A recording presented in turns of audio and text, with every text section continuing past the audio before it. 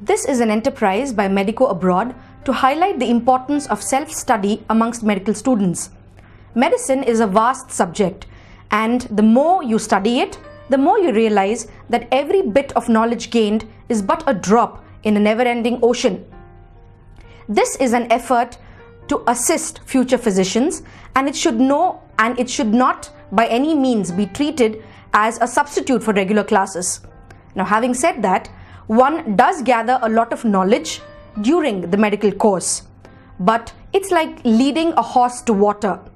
How much the horse drinks is definitely up to the horse, isn't it? But on a more serious note, once you become doctors, you become trustees of the human body. The well-being of your patient is your responsibility. Therefore, you must equip yourself with all the knowledge that you can gather.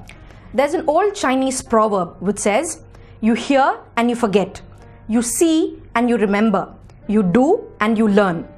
There can be no substitute to the student's initiative to learn better and to do more. You can augment your knowledge from a number of books.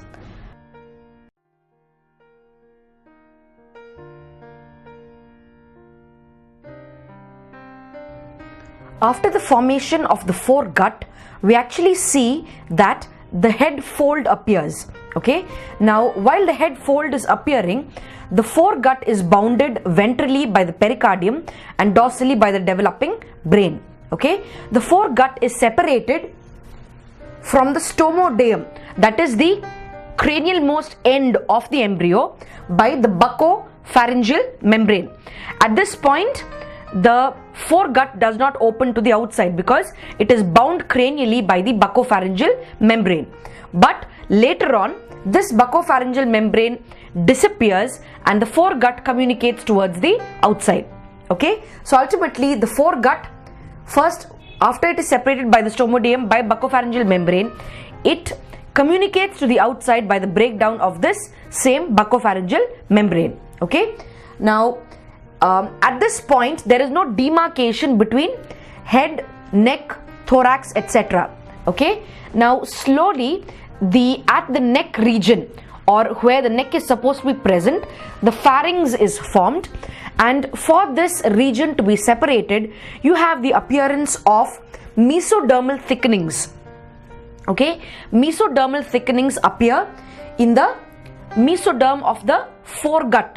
In the cranial most part of the foregut, these mesodermal thickenings appear. They are called pharyngeal or branchial arches.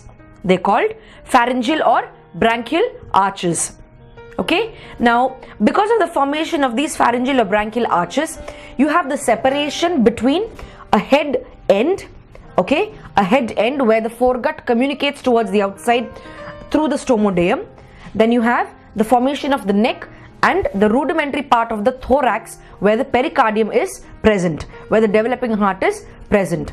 Okay, now these mesodermal thickenings appear on both sides of this developing foregut. Okay, on both sides or bilaterally to the foregut, these mesodermal thickenings appear and they fuse across the midline. They fuse across the midline. They appear dorsoventrally. Okay, they start posteriorly and they appear ventrally.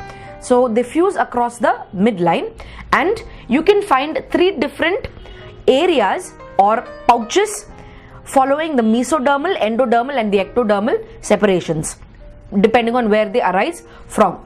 You have endodermal pouches or pharyngeal pouches and ectodermal clefts. Okay, you have endodermal, you have the mesodermal thickenings, which are 6 in number, formed on either side of the foregut, which fuse across the midline, and you have corresponding endodermal pouches or pharyngeal pouches, and you have ectodermal clefts. So like this, you have the formation of 6 different areas around the foregut which form various structures. This picture shows you the foregut in relation to the stomodeum. This is the buccopharyngeal membrane here, and this is the cranial most part of the embryo. Okay, so the stomodeum is separated from the primitive foregut, that is this. through the buccopharyngeal membrane. Once the buccopharyngeal membrane breaks down, the foregut communicates to the exterior through the stomodeum. As you can see here, these are the three layers of the embryo: ectoderm, inner red line the endoderm, and in between the two you have the dotted mesoderm. So this is the cranial most part of the foregut. This second picture shows you the formation of the 6 mesodermal thickenings around the appearing foregut. This is the foregut, the pharyngeal part. This is the buccopharyngeal membrane which is disappearing. Right now the foregut communicates toward the outside through the stomodeum, and dorsoventrally 6 mesodermal thickenings are formed, okay, which are the 6 mesodermal arches or branchial arches or pharyngeal arches, each with its corresponding endodermal pouches and ectodermal clefts. Okay, so we have 6 branchial arches or pharyngeal arches, 6 endodermal pouches, and 6 ectodermal clefts. The first, second, and third arch. The first arch is called the mandibular arch. Second arch is called the hyoid arch. No special name is present for third, fourth, fifth, and the sixth arches. The fifth arch disappears soon after its formation, so ultimately there are 5 arches which are left. Okay, so this is the fate of the pharyngeal arches. Let's now look at the formation of these 6 branchial arches. These 6 branchial arches have a specific name. The first branchial arch is called the mandibular arch. First branchial arch is called mandibular arch. Second branchial arch is called hyoid arch. Okay, only the first 2 arches are named. Third, fourth, fifth, and sixth are not assigned any special name. They have no special name. Third, fourth, fifth, and sixth. Ultimately, the fifth one disappears and the third, fourth, sixth are remaining. So ultimately, after the formation of 6 arches, the fifth one disappears and only 5 are left behind. Okay, so these are the 6 pharyngeal arches which are formed. Now, the mesoderm of each arch has 3 separate elements. Okay, each arch has 3 separate elements: a skeletal element, a striated muscle or a skeletal muscle element, and a arterial arch. That's the blood supply. Okay, now the skeletal element is usually formed of cartilage. This may be converted to bone, or it may remain cartilage, or it might totally disappear altogether. Okay, so that's about the skeletal element. Then you have a striated muscle element. Striated muscle is a voluntary muscle or skeletal muscle. Okay, skeletal muscle means it's attached to the skeletal, the underlying skeletal element. Voluntary muscle means it has nerve supply. Okay, each of these striated element is supplied by the nerve of that particular arch. Now each of these 6 pharyngeal arches, or the 5 that are remaining behind, have one particular nerve which arises and it innervates all the muscles or the striated muscles arising from that particular pharyngeal arch. Okay, it is very peculiar to the pharyngeal arch. That nerve supplies only those muscles arising from there. Okay, now these striated muscle elements can divide into a number of distinctly unique muscles. They may not even be attached to the underlying skeletal element. They may migrate, but they take with themselves this nerve element. Okay, they take with themselves the nerve element, or the same nerve from where the embryological origin is, the same nerve will supply those skeletal muscles. So even though they are not attached to the underlying skeletal element, you can trace the embryological origin by the nerve which supplies it. Okay, by the nerve which supplies it. Now the nerve supplies not only the striated muscle element, but it also supplies the sensory element to both the underlying ectoderm and endoderm. Okay, so the pharyngeal arch, each pharyngeal arch has one particular nerve. It supplies striated muscle, also supplies the sensory supply to the underlying ectoderm and overlying the overlying ectoderm and the underlying endoderm. Okay, then you have the arterial arch. Now the arterial arch has two components, a dorsal and a ventral aorta. Okay, these are two arches or two aortae which are dorsal and ventral to the foregut. Okay, they're either dorsal or ventral to the foregut. Now these dorsal and ventral aortae in turn are connected by aortic arches. Okay, now the aortic arches in each of these mesodermal thickenings give rise to various blood vessels.